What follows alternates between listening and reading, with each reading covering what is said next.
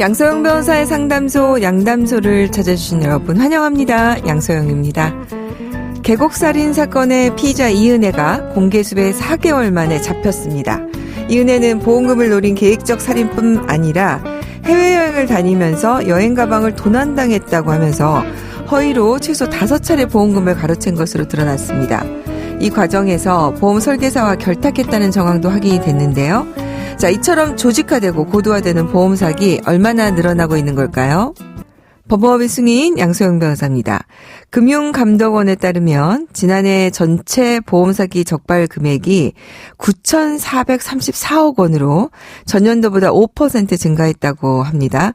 2017년에 약 7,300억 원에서 꾸준히 증가해서 지금 1조 원에 육박하고 있는 건데요. 보험 사기 연령도 낮아지는 추세인데요. 최근에는 특히 20대가 늘고 있다고 합니다. 보험업계는 보험 사기가 증가하는 주요 요인으로 보험 사기에 대한 법정 형량이 낮다. 그래서 그런 것이 아닌가 이렇게 꼽고 있는데요. 보험 사기 근절을 위해서 2016년 일반 사기보다 형량이 높은 보험 사기 방지 특별법이 도입이 됐지만 무용지물이라는 지적이 나오고 있습니다. 실제로 수십억 원대 보험 사기를 주도해도 실제 법정 형량은 3년에 미치지 못하는 판결이 지속적으로 나오고 있는데요. 한 사례로 보면 지난 2019년부터 2020년까지 한의원과 공몰에서 환자를 소개하고 진료 기록부를 조작해서 총 15억 9천만 원의 피해를 발생시킨 브로커 조직 대표는 최근에 징역 2년 8개월을 선고받는 데 그쳤다고 하네요. 계곡살인 피의자 이은혜와 조연수 역시 마찬가지입니다. 강력한 처벌이 어렵지 않을 것인가라는 전망이 나오는데요.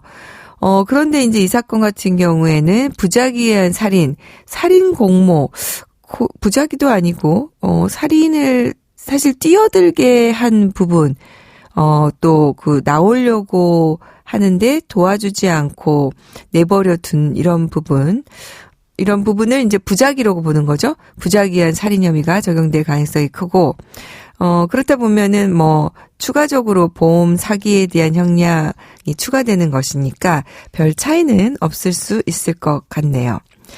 미국은 보험 사기에 대한 한국보다 엄격한 처벌을 하고 있는데요. 미국은 48개 주에서 보험 사기 특별법을 역시 두고 있는데 뉴욕주에서는 최대 징역 25년까지 처할 수 있고 다른 주에서도 보험 사기 최고 형량을 징역 20년으로 규정하고 있다고 합니다. 다른 사람의 피해, 그다음에 없는 피해를 조작해서 이 보험금을 받아가는 것은 전체적으로 다른 계약자들에 대한 피해, 많은 사람들에게 피해를 끼치는 행위니까요. 여기에 대해서 형량이 조금 높아져야 이런 행위를 근절할 수 있지 않을까 하는데 법원에서도 양형을 정할 때 쉽게 그렇게 형량을 줄여주는 일은 없었으면 하는 바람입니다.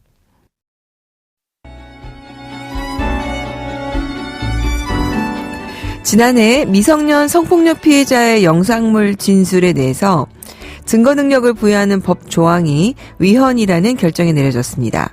이후 미성년 성폭력 피해자의 2차 피해를 막는 방안들이 등장하고 있는데요.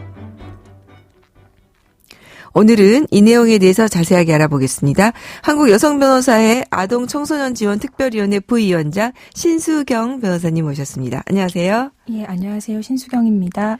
네. 저희가, 지난번에도 이 문제를 한번 다뤘는데요. 오늘은 이제 구체적인 대안 중심으로 우리 신 변호사님과 얘기를 좀 나눠보려고 합니다. 성범죄 피해를 겪은 미성년자가 법정에 출석해 진술해야만, 증언 효력을 인정하도록 한 헌법재판소 결정. 여성 변호사에서는 이에 대해서 아동청소년지원특별위원회에서 같이 해서 목소리를 내고 있으시죠? 예, 원래 위헌전의 법률에 따르면 성폭력 피해를 입은 아동 피해자나 아동학대 피해자의 경우는 최초 수사 시에 진술하는 것을 영상 녹화해서 법원에 증거로 제출하고 추후 진행되는 재판 과정에서는 다시 소환당해서 진술하지 않도록 했었는데요. 이러한 규정이 피고인의 반대 신문권을 침해한다는 취지로 위헌 결정이 내려졌고 저희 여성 변호사의 아동 청소년 지원 특별위원회에서는 이 단순 위헌 이후에 피해 아동들이 겪을 상황이 너무 심각했기 때문에 신속한 대응 마련을 위해 성명도 발표했고 심포지엄 개최를 통해서 대안입법 마련의 필요성을 주장하는 활동을 해오고 있었습니다. 네, 그 덕분인지 그래도 다행히 법무부에서 대안을 마련했다면서요. 예, 뭐 저희 여성 변호사회를 비롯해서 뭐 아동 여성 유관 기관과 또 법원 내부에서도 당장 위헌 결정으로 입법 공백 상태에서 아동 피해자들이 입을 2차 피해 등이 우려된다는 목소리가 있어 왔기 때문에 네. 계속 관할 부처인 법무부에 이 목소리를 전달을 했고요. 네. 이에 법무부도 수기를 거쳐 지난 14일에 성폭력 아동학대 피해 아동들이 직접 법정에서 다시 진술하지 않을 수 있는 그런 대안을 담은 입법안을 입법 예고했습니다. 아, 다행입니다. 예, 그 법무부가 특히 관심을 가지고 참고한 것이 그 북유럽 국가에서 채택하고 있는 바르나우스 모델인데요. 네. 아동 피해자의 경우 거듭된 피해 진술로 인하여 심리 정서적인 고통을 입을 가능성이 일반 성인 피해자들보다 훨씬 크기 때문에 최초 조사 시부터 필요한 진술을 형사적인 측면 또 복지적 치료적인 측면에서 관계자들이 함께 모여서 다 듣고 추가적인 진술을 하는 상황을 만들지 않도록 한다는 것입니다. 법무부의 이번 대안은 이런 바르나우스 모델을 참고해서 현행 이제 형사 절차 내에 있는 증거 보전 절차에서 요 바르나우스 모델을 한번 구현해 보자는 것으로 해석됩니다. 네. 아동 권리 인권을 보호하고 아동 친화적인 진술 제도인 그 바르나우스 제도에 대해서 우리 신 변호사님이 자세히 연구를 하셨다면서요. 좀 더 구체적으로 좀 들려주시겠어요? 이 바르나후스라는 것은 이제 스웨덴어로 아동의 집이라는 뜻인데요. 네. 앞서 말씀드린 대로 이런 폭력의 피해를 입은 아동들에게 거듭된 피해 상황을 진술하게 하고 또 되묻고 하는 절차 자체가 아동의 심리 정서적 고통을 가중시키고 이른바 2차 피해 상황에 노출시킬 수도 있다는 것을 감안해서 그렇죠. 아동에게 필요한 형사적 조사와 또 복지 서비스 등을 위한 조사를 한 번의 절차로 모든 관계자가 모여서 묻고 더 이상 아동에게 원치 않은 진술을 반복하게 하지 말자라는 것입니다. 실제 이제 형사사건에서 만나는 아동 피해자들의 경우 자신의 피해 상황을 경찰, 검찰, 또 법원, 또 학교나 지자체 관계자, 또 경우에 따라서는 자기가 지내게 될 복지시설 관계자 등한테 거듭해서 말해야 되는 상황을 매우 고통스러워하고 있습니다. 네. 그리고 이제 라포라고 하죠. 이게 서로 간에 신뢰가 있어야 누군가에게 자기의 이런 내밀한 피해 상황을 말해야 하는데 이게 그런 게 형성되지 않은 관계에서 계속 이 얘기를 해야 되는 것도 상당히 어려워합니다. 결국 제대로 진술이 이루어지지 않기 때문에 실체 진실 발견이라는 형사사법적 목표에도 도달하지 못하고 피해자 아동 보호라는 복지적인 측면의 목표도 이루지 못하는 경우가 있었습니다. 맞습니다. 예, 이 네. 바르나우스 모델이 추구하는 것은 이제 아동을 중심으로 생각해 봤을 때 그렇다면 한번 이 관련된 유관 기관들이 다 모여서 좀 연계한 절차를 마련을 해가지고 아이에게 가장 이제 손해가 되지 않는 아이의 최선의 이익을 위한 그런 절차를 마련을 하겠다라는 것이기 때문에 이런 측면의 절차가 저희 형사 절차에 반드시 반영되어야 할 부분이라고 생각이 됐고요. 이번 이제 법무부 안에서 일정 부분 참고가 된 것으로 보여집니다. 네. 이런 바르나우스 제도는 지금 다른 나라에 또 적용이 많이 되고 있습니까? 아이슬란드, 스웨덴, 노르웨이 등의 북유럽 국가에서 보통 네. 이렇게 활용을 하고 있는데요. 그런 북유럽 국가에서는 조금 우리나라와는 조금 결이 다르긴 합니다. 왜냐하면 단순히 형사처벌을 목적으로 하는 형사 절차에서만 활용되는 게 아니라 궁극적으로는 이제 아동을 둘러싼 모든 처우와 복지적인 조치를 좀 큰 목표 아래서 이 절차 하나로 조금 해결을 해보자라는 것이 좀 방향성이 있는 것 같습니다. 네. 이제 법무부에서 이 바르나우스 모델을 우리나라에 일부 지금 적용하겠다는 건데요. 우리 현실에 맞을 수 있을지 이 부분에 대해서는 우리 신수경 변호사님 어떻게 보십니까?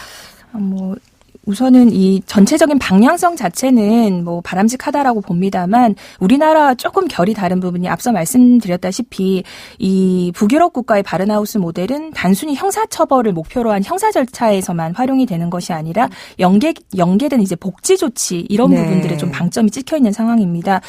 그렇다 보니까 이제 초기에 사건 관계인과 유관기관 또 어떻게 보면 가해자도 함께 모여서 이 피해 상황에 대해서 듣는 상황이 되는 거죠.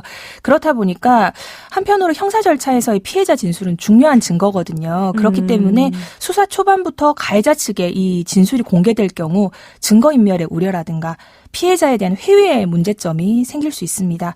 이 수사 측면에서는 조금 어려운 측면이 생기는 거죠. 더욱이 현재 우리나라에서 발생하고 있는 아동 성폭력의 경우는 아는 관계에서 발생하는 경우들이 상당히 있고요. 그럼요. 아동학대는 또 부모와 같은 보호자가 가해자인 경우가 80%에 달하고 있기 때문에 이러한 가해자들이 피해자의 진술을 듣고 피해자에게 위해를 가할 우려도 분명히 있습니다. 그런 부분들이 조금 우려가 되고요. 법무부에서는 결국 이 바르나후스 제도를 일부 반영을 해서 현행 저희 형사소송 절차인 증거보전 제도로 좀 풀어보자라는 것인데 증거보전 제도는 사실 재판과 동일한 거거든요. 그래서 이 바르나후스 제도에서 말하는 아동 친화적인 다양한 공간과 이런 배려들을 법정 밖의 제도가 아닌 법정 내부의 제도로밖에 좀 고안을 못했다라는 한계가 있어 보입니다. 물론 이를 보완하기 위해서 해바라기 센터와 같은 이제 기존의 아동 친화적인 진술 공간으로 마련되었던 곳에 뭐 영상 중계를 통해 가지고 이 절차를 진행하겠다라는 내용도 입법안에 포함이 돼 있는데요. 네. 지금 일선 인프라가 이런 법제도를 따라갈 수 있을지에 대해서는 솔직히 우려스러운 점이 있습니다. 아무래도 이제 현실화하는 데는 조금 시간도 걸리고 그럴 것 같긴 하군요. 그러면 결국에는 이제 공백이 좀 발생할 수밖에 없는데 저희도 진행을 하다 보면은 사실 가해자와 스치거나 부딪히기만 해도 입을 다물 수밖에 없잖아요. 지금 아마 우리 신수경 변호사님이 우려하시는 부분이 그 부분 같은데 이제 방향성은 맞지만 이거를 조기에 형사 절차에 도입했을 때 그 부작용에 대해서 피해자가 정말 제대로 보호되겠느냐 그 부분이 좀 염려가 되긴 하겠네요. 네.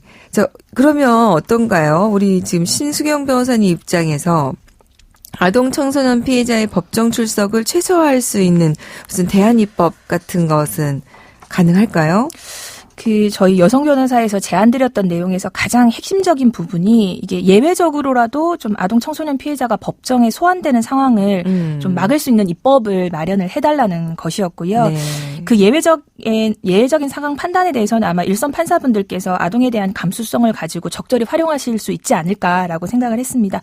뭐 다행히 이번 법무부의 대안 입법에서 그러한 예외로서 아동 피해자가 트라우마, 뭐 공포, 기억 소실 등의 이유가 있는 경우에는 뭐 법정 출석을 하지 않을 수 있다라는 내용이 들어갔습니다. 예외 조항이 들어갔군요. 예. 다만 이러한 아동 트라우마 등에 대한 이 전문적인 이해가 형사사법 절차 전반에 있어야 이 해당 조항이 적극적으로 활용이 될 수 있을 텐데 아직까지는 좀 이런 인프라라든가 전문화가 좀 되지 않은 부분들이 좀 우려되는 부분이 있습니다. 그럼에도 불구하고 좀 이 해당 조항이 좀 적극적으로 활용됐으면 하는 방법이 좀 네. 생각이 있고요. 무엇보다도 이제 이번 단순위원 결정을 보면서 우리나라가 좀 사법 절차 전반에 있어서 아동에 대한 이해가 높지 않다라는 생각이 좀 들었습니다. 이 우리나라가 가입한 유엔 아동권리 협약의 내용에 보면 아동 최선의 이익을 최우선에 두어서 법제도를 설계를 하라라는 내용들이 있거든요. 네. 그런데 실제 우리나라에서는 이런 법제도의 설계와 구현에 있어 아동의 이익이 좀 많이 후순위에 있구나라는 생각이 들었습니다. 네, 우리 모두 다 아동 인권 감수성을 정말 높여가야 되겠다는 생각이 드네요. 오늘 신 변호사님 도움 말씀 감사합니다. 네, 감사합니다. 양소영 변호사의 상담소 양담소는 내일 또 문을 엽니다. 끝곡 비주의 누구보다 널 사랑해 들려드릴게요. 양소영이었습니다.